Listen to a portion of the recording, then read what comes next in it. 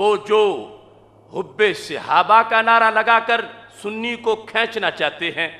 اور حب اہل بیت کا نعرہ لگا کر سنی کو اپنے ساتھ ملانا چاہتے ہیں،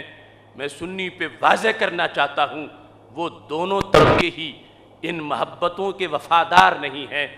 اگر حقیقی پیار دیکھنا ہے تو تجھے فکر رضا کی روشنی میں نظر آئے گا، جس میں حب صحابہ بھی ہے، حب اہل بیت رضوان اللہ علیہم اجمعین بھی ہے، اور فکر رضا کے لفظ سے بھی کچھ لوگ کینیڈی انڈیا میں جاتے ہیں تو وہاں جا کر یہ کہنا شروع ہو جاتے ہیں کہ کسی ایک شخصیت سے دین مصطفیٰ صلی اللہ علیہ وسلم کو بند کر دینا، معصور کر دینا، یہ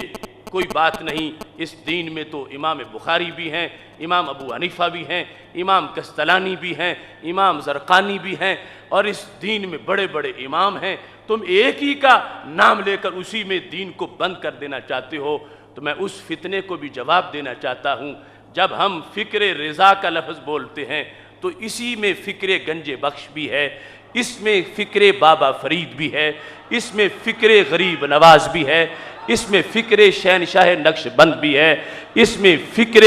شہنشاہ قادریت بھی ہے، اس کے اندر امام کستلانی بھی ہیں، اس کے اندر امام طحاوی بھی ہیں۔ چونکہ اپنے عہد میں رب ذوالجلال نے مجدد دین و ملت امام اہل سنت حضرت امام احمد رضا خان فاضل بریلوی رحمۃ اللہ علیہ کو وہ مقام بخشا کہ جنہوں نے صحابہ کرام رضی اللہ تعالی عنہم کے نظریات کو، اہل بیت اطہار رضوان اللہ اجمعین کی افکار کو، تابعین کے ائمہ اور تبع تابعین کے جو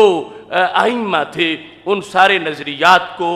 اس انداز میں امت کے تمام محققین اور مجددین کی افکار کو ایک گلدستے کی شکل عطا کی، اور اس آخری عہد کے اندر بر صغیر میں کلامی مسائل کے اندر انہوں نے اتنی دیانت اور امانت سے کام کیا اور اس انداز میں معیار قائم کیا کہ آج ہم جس وقت سارے ان ائمہ کے جو میجر اعتقادی فیصلے ہیں ان کو ایک جگہ پڑھنا چاہیں تو اس مقام کو فکر رضا سے تعبیر کیا جاتا ہے۔